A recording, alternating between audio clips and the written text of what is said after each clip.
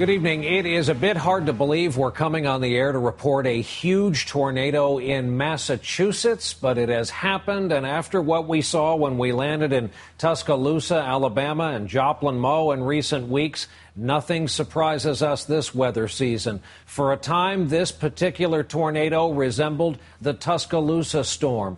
At its height, this one was 10 miles high. Commercial jets could not fly over it, had to fly around it.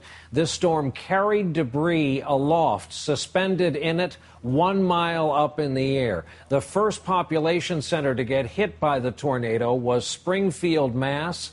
There are early reports of injuries, rather. Not since 1954 has a tornado followed a path like this. From Springfield, it almost followed the Mass Pike east, for a time aiming directly at Boston, passing over landmarks like Sturbridge. Mike Taibbi has been following it. He's live on the ground in Springfield, is with us from there. Hey, Mike, good evening.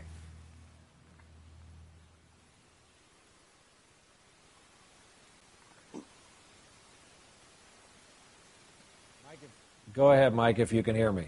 Hi, Brian. How are you? Yes, this hit at about 4:45 this afternoon, and residents of the south end of Springfield who we spoke to said they could see it. It was huge.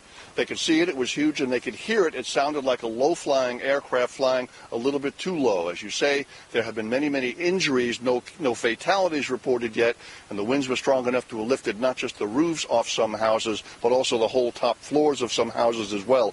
We're told another tornado has just touched down. An extreme weather warning is in place now for the next several hours.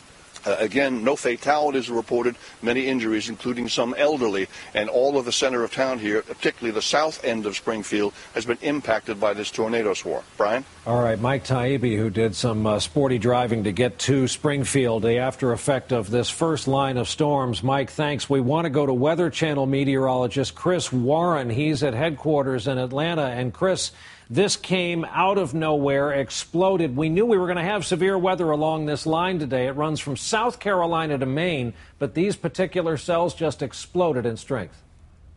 And, Brian, if we are going to see these strong storms in New England, this is the time of year that it's going to happen. The first tornado warning in Springfield went up at 4:30, and then the second around 6 o'clock local time. Here's the setup, why this happened and why it happens this time of year. First, you have the record heat, and for that cooling to happen, you have a cold front coming through, and that cooling comes with a price. It comes with the very bumpy weather. So we also have the jet stream allowing for the turning in the atmosphere, and that is why the winds changing with height, that is why we have the tornadoes that are firing up with these strong storms. So that the record heat, the very hot air, and then you have the cold front coming through. The good news here, though, Brian, is that once this cold front does go through, we are going to see much calmer air and also noticeably cooler air. It is going to be a few more hours where we still have that threat for some strong storms in New England, but once it's gone, it will be gone for a while. Brian? All right, Chris Warren at Weather Channel headquarters. Chris, thanks.